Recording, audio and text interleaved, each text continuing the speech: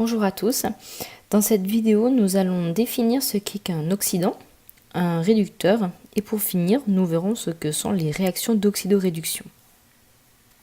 Donc on va commencer tout d'abord par définir ce qu'est un oxydant. Comme on peut le voir sur l'animation à côté, un oxydant c'est une espèce qui est capable de capter un ou plusieurs électrons.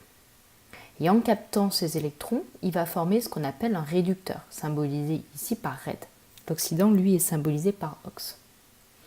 On va ainsi écrire ce qu'on appelle une demi-équation de réaction. Donc ici, on écrit Ox 1 plus N électrons. Donc N pour symboliser, pour dire que c'est un ou plusieurs électrons, donne Red 1.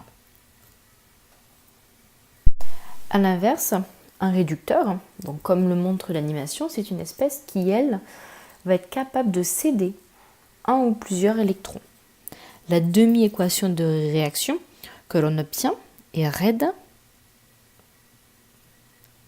ici 2, donne Ox2 plus N électrons.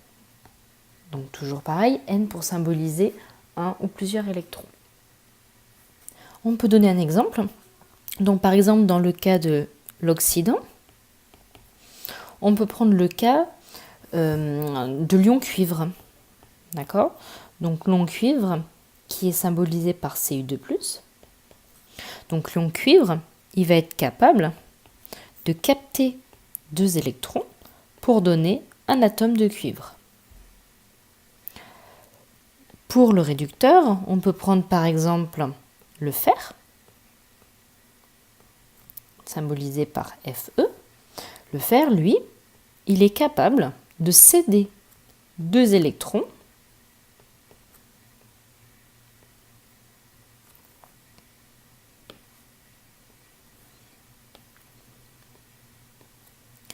pour former Fe2+. On aura donc pour tout oxydant un réducteur qui lui correspondra.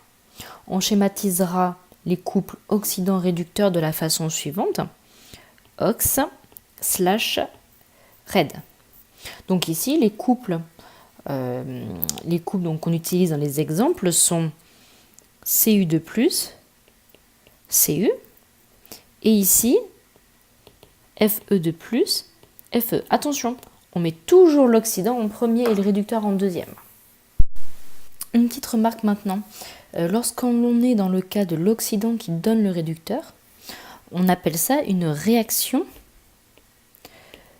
de réduction. Donc pourquoi de réduction? Parce qu'on obtient le réducteur, tout simplement. Et dans le cas où le réducteur donne un oxydant, on appelle ça une réaction d'oxydation.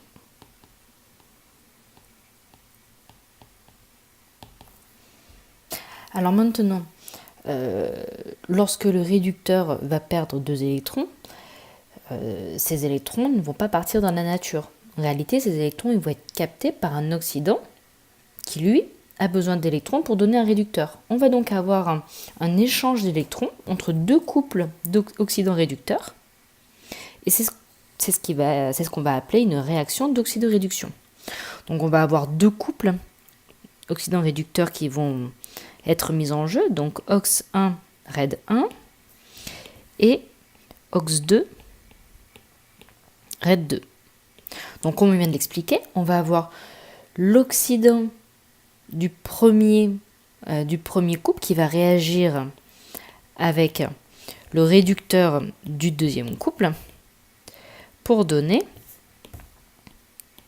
l'oxydant du deuxième couple plus le réducteur du premier couple. Donc si on reprend maintenant notre exemple précédent, donc on était dans le cas de l'atome de fer qui perdait ces 2 électrons pour former un ion fer, ferreux, Fe2+. Mais ces 2 électrons, ils n'étaient pas perdus dans la nature. Ils vont en réalité être captés par l'ion cuivre Cu2+, pour former un atome de cuivre. Donc voilà, donc c'est ce qu'on appelle la réaction d'oxydoréduction entre les deux couples Cu2 plus Cu et Fe2 plus Fe.